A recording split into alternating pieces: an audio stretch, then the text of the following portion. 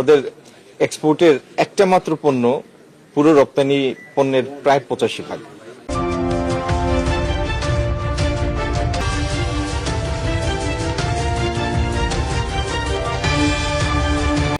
আর আরেকটা জিনিস হলো রাইট এট দিস মোমেন্ট এখন তো সারা পৃথিবী রপ্তানি আমদানি সবগুলি একটু টালমাটাল আছে, যেহেতু আমেরিকান যে টেরিফ রেজিম সেটার সাডেন পরিবর্তনের কারণে সারা বিশ্বে একটা অনিশ্চয়তার সংখ্যা আছে। তো এগুলির মধ্যেই আমাদের, যেহেতু আমাদের দরিদ্র দেশ, আমাদের মার্জিন অফ এরর খুব স্লিম, ভুল করার সুযোগ নাই, বা অন্যের কারণে সৃষ্ট দুর্যোগের জন্য খেসারত দেওয়ার মতো আমাদের সেই সঞ্চয় বা সামর্থ্য নাই। সেজন্য আমাদের যে স্লথ গতি আমরা দেখেছি গত 3-4 মাসে, সেখান থেকে আমাদের দ্রুত বেরিয়ে আসতে হবে এবং এটা নিয়ে আমরা কাজ শুরু করব। রমজানটা পার করি আর দোয়া দরুদ করেন একটু বেশি করে, যেন সরকার হিসেবে আমাদের ব্যবস্থাপনার জায়গায় মানুষের প্রত্যাশা মেটানোর জন্য আমরা সফল হতে পারি। বাজার সিসি গ্রাজুয়েশনটা আমরা ডেফার করতে চাই এবং এটার জন্য যে যে ব্যবস্থা নেওয়া দরকার তার প্রত্যেকটাই নিব।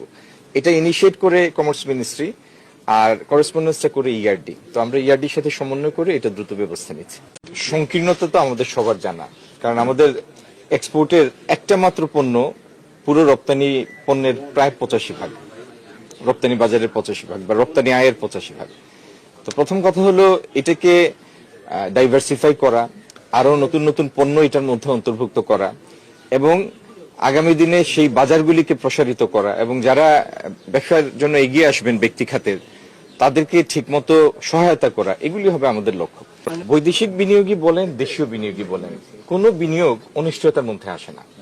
বিনিয়োগের একটা প্রাথমিক শর্ত হচ্ছে যে স্থিতিশীল পরিবেশ দেখতে হবে। যে বিনিয়োগ করবে সে তো তার পুঁজি খাটাবে, শ্রম দেবে, তো সে তার রিটার্ন এনশিওর করেই তারপরে বিনিয়োগ করবে। একটু সময় দেন, এই জায়গা থেকে আমাদের বের করতে হবে। এবং পৃথিবীর অনেক দেশের যে আজ নাই সেটি আমাদের আছে। কি সেটা? কারণ আপনার আনএমপ্লয়েড একটা বড় পপুলেশন আছে এবং প্রতি বছর আপনার প্রায় 20-22 লাখ লোক কাজের বয়সে ঢুকে, ওয়ার্কিং এজ পপুলেশন হয়। আমাদের ইনভেস্টমেন্ট ছাড়া 2 বছর আমরা পার করেছি বা 3 বছর। এই স্ট্যাগনেটেড ইনভেস্টমেন্টটা আমাদের জন্য একটা বিশাল দায়, এখান থেকে দ্রুত বেরিয়ে আসতে হবে। এলডিসি গ্রাজুয়েশনটা আমরা ডেফার করতে চাই এবং এটার জন্য যে যে ব্যবস্থা নেওয়া দরকার তার প্রত্যেকটাই নিব। এটা ইনিশিয়েট করে কমার্স মিনিস্ট্রি আর করেসপন্ডেন্সটা করে ইআরডি। তো আমরা ইআরডির সাথে সমন্বয় করে এটা দ্রুত ব্যবস্থা নিচ্ছি। রমজানটা পার করি আর দোয়া দরুদ করেন একটু বেশি করে, যেন সরকার হিসেবে আমাদের ব্যবস্থাপনার জায়গায় মানুষের প্রত্যাশা মেটানোর জন্য আমরা সফল হতে পারি। বাজার স্থিতিশীল থাকবে যদি আপনার পণ্যের সরবরাহটা স্বাভাবিক থাকে।